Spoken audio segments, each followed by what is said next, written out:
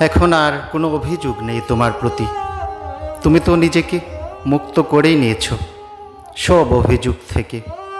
মাঝরাতে তুমি অনলাইন কেন, এই নিয়ে আমার আর কোনো প্রশ্ন মানায় না। আমি আর কোনো অভিমান করতে পারি না। তুমি তো নিজেকে বিচ্ছিন্নই করে দিয়েছ সব অভিমান থেকে। আমার অভিমানে তোমার আর কি যাই বা আসে? দিগন্ত জুড়ে মস্ত আকাশে কখনো শঙ্খ চিল উঠতে দেখেছ? উড়তে উড়তে যেথায় বসতি সেথায় তার বাসা। আমি না হয় এমনই একজন ছিলাম, বিশাল সমুদ্রে সাঁতার কাটতে কাটতে একটা দ্বীপের দেখা পেয়েছিলাম।